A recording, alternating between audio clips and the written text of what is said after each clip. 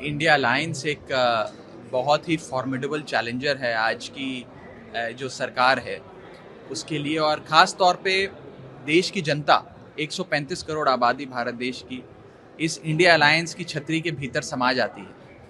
India alliance एक ऐसा गठबंधन है, एक ऐसा परिवार है जिसमें अन्य राज्यों से आने वाले नेता, राजनीतिक दल, अन्य संस्कृति, भाषा को रिप्रेजेंट करने वाले लोग सब एकजुट होकर एक उन सब का एक संगम बनता है। और देश की जनता को इंडिया अलायंस से बहुत उम्मीदें हैं।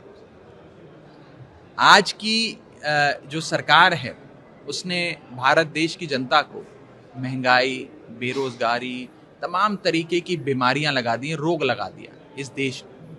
इंडिया अलायंस से लोगों की उम्मीद है कि इंडिया अलायंस इन रोगों से भारत देश की मुक्ति कराएगा, निजात दिलाएगा और भारत को फिर से प्रगति की राह पर, उन्नति की राह पर आगे ले चलेगा। इसीलिए लोग बड़ी उम्मीद से इंडिया अलायंस और इंडिया अलायंस के नेताओं की ओर देख रहे हैं। हमारी पहली बैठक पटना में हुई जिसमें साथ आने का एक विचार बना, एक दृढ़ संकल्प सबने मिलकर लिए कि साथ आएंगे, एकजुट होकर लड़ेंगे। बेंगलुरु की जो बैठक हुई उसमें इस अलायंस के स्वरूप पे चर्चा हुई, इसका नामकरण हुआ और इंडिया अलायंस नाम का एक बहुत ही मजबूत गठबंधन बना। और आज थर्ड फेज की जो बैठक मुंबई में शुरू हो रही है, इसमें आगे का क्या एजेंडा होगा, क्या हमारे मुद्दे होंगे, हम लोगों तक वो मुद्दे कैसे लेकर जाएंगे, आने वाले समय का कैंपेन कैसे चलेगा, उन सारी चीज़ों पे विस्तार से चर्चा अवश्य होगी।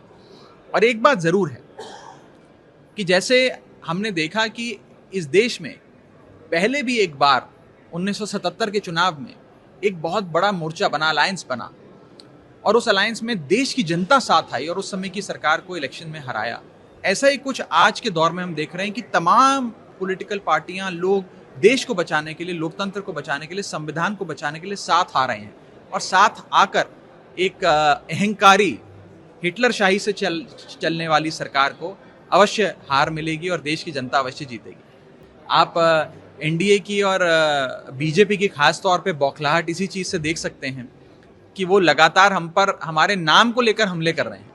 और इतने बड़े बड़े लोग, यहाँ तक कि प्राइम मिनिस्टर ऑफ इंडिया, जिन्होंने कॉन्स्टिट्यूशन ऑफ इंडिया के तहत अपना कार्यभार संभाला, इंडियन फ्लैग के नीचे खड़े होकर शपथ ली, प्रेसिडेंट ऑफ इंडिया ने उन्हें शपथ दिलाई, गवर्नमेंट ऑफ इंडिया के वो मुखिया हैं, सरकार में आने के बाद startup India, skill India, make in India, बढ़ेगा इंडिया, खेलो इंडिया, चलेगा इंडिया, न जाने कौन कौन सी स्कीम्स उन्होंने लॉन्च करी, नीतियाँ लॉन्च करी। आज उसी पार्टी को और उन्हीं लोगों को इंडिया शब्द से नफरत हो गई। आज ये हमारे अलायंस का जो कंपैरिजन है वो किसी आतंकवादी संगठन से कर रहे हैं क्योंकि उन्हें इंडिया शब्द से इतनी नफरत हो गई। ये नफरत नहीं है, ये उनकी बौखलाहट है। ये लोग डरे हुए हैं, घबराए हुए हैं कि कहीं ये गठबंधन सफल ना हो जाए। और आप देखिए, रोज हर प्रकार से बीजेपी यही प्रयास करती है कि अलायंस फेल हो जाए। कभी कोई मनगढ़ंत आरोप लगा देगी, कभी ये शिगुफा फैला देगी कि इस अलायंस के बीच में तो बड़ी टकरार है, आपस में लोग लड़ रहे हैं, लाठियां चल रही हैं, न जाने क्या क्या फैला देते हैं। लेकिन हम सब ये बात समझते हैं और देश की जनता भी ये बात समझती है कि बीजेपी तो हर संभव कोशिश करेगी कि अलायंस फेल हो जाए, लेकिन ये अलायंस फेल होने वाला नहीं है।